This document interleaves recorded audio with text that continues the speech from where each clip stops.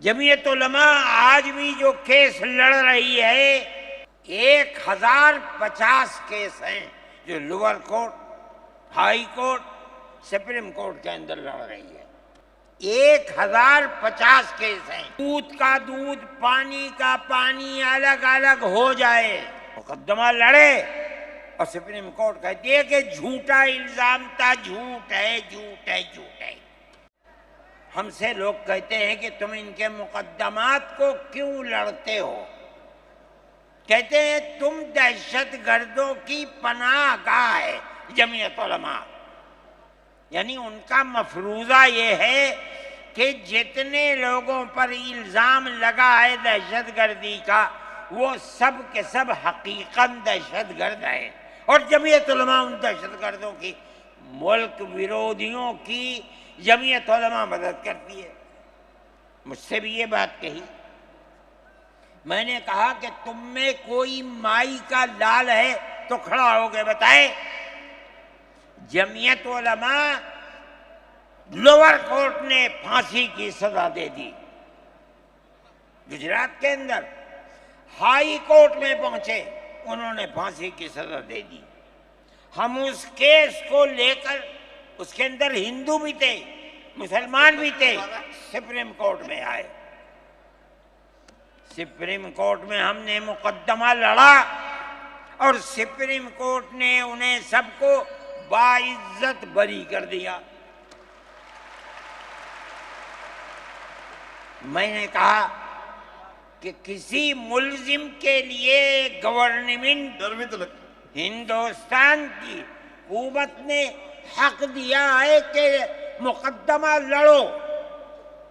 اگر کوئی غیر ملکی ہندوستان کے اندر پکڑا جائے، اپنے مدعا کو پیش کرنے کے لیے گورنمنٹ اس کو وکیل دیتی ہے۔ ہم نے کیا جرم کیا ہے؟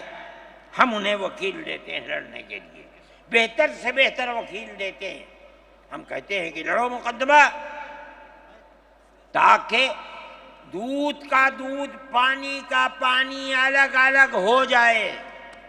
مقدمہ لڑے اور سپریم کورٹ کہتی ہے کہ جھوٹا الزام تھا، جھوٹ ہے، جھوٹ ہے، جھوٹ ہے۔ ملک کے اندر فرقہ پرستی ہے، دشمنی ہے، ہر طبقے کے اندر ہے۔ کوئی بھی طبقہ، پولیس کا ہو، انتظامیہ کا ہو، کسی کے اوپر جو چاہے الزام لگا دے۔ جمعیت علماء آج بھی جو کیس لڑ رہی ہے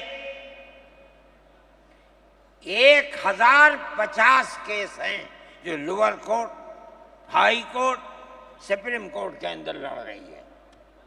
1050 کیس ہیں اور اس کے اندر 850 ملزم ہیں۔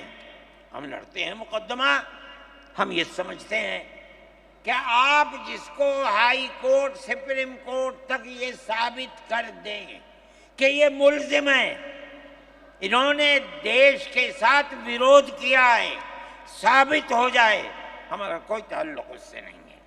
جب تک ثابت نہ ہو، پولیس کے کہنے سے یا کسی راستے پر چلنے والے کے یہ کہنے سے کہ یہ دیش ویرودھی ہیں، ہم اسے دیش ویرودھی تھوڑے ہی مان لیں گے۔ ہم جاتے ہیں ہائی کورٹ، سپریم کورٹ میں جاتے ہیں اور ہم دودھ کا دودھ، پانی کا پانی کرنا چاہتے ہیں، ہمیں آزادی مل جاتی ہے۔ بتائیے جمعیت علماء ہند، جمعیت علماء ہند، نعرہ تکبیر، نعرہ تکبیر، جمعیت علماء ہند، حضرت مولانا سید ارشد مدنی صاحب۔ اچھا ہو گیا۔ جمعیت علماء ہند، جمعیت علماء ہند اسی طرح سے کام کر رہی ہے۔ ابھی آپ کے یہاں ہلدوانی کے اندر ہوا، مسجد کو توڑ دیا، شہید کر دیا، گولی چلا کر 6 آدمیوں کو قتل کر دیا، اس کے ساتھ ساتھ 101 آدمیوں کو گرفتار کر لیا اور ایسی دفعات ان کے اوپر لگا دی کہ 1.5 سال سے پہلے ان کی ضمانت نہیں ہو سکتی تھی۔ جمعیت علماء نے ہمارے پاس آئے 70 آدمی. کچھ لوگوں نے اپنے کیس لڑے خوب، کسی کو یقین نہیں تھا کہ اس کے اندر کامیابی ہوگی. اللہ کی مدد سے ہم نے اپنے وکیل کو بلایا بمبئی سے، اور اس کے بعد جو بہتر سے بہتر سپریم کورٹ کا وکیل تھا اس کو بلایا، اور ہم نے کہا کہ کیس لڑیے. 5 پیشیاں ہوئیں، اور وہ وہیں جاتا تھا ہائی کورٹ. نینی تال میں شاید ہائی کورٹ ہے، وہاں جاتا تھا، وہ اپنا محنتانہ پورا لیتا تھا. 2 پیشیاں ہوئیں آن لائن، اور 3 پیشیوں میں وہ گیا وہاں وکیل. اور وہ ایک مہیلا تھی وکیل، مگر بہت بہترین وکیل تھی.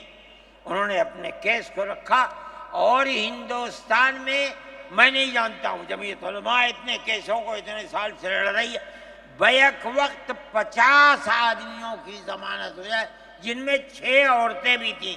یہ پہلی مرتبہ ہوا. ہم یہ سمجھتے ہیں کہ یہ ہماری بہت بڑی کامیابی ہے، اللہ کا انعام ہے، اس کا فضل ہے. ہم لڑ رہے ہیں اسی طریقے کے اوپر. میرے بھائی، مدارس اسلامیہ اس ملک کی مذہبی اعتبار سے جان ہے. جمعیت علماء ہمیشہ سے یہ بات کہتی تھی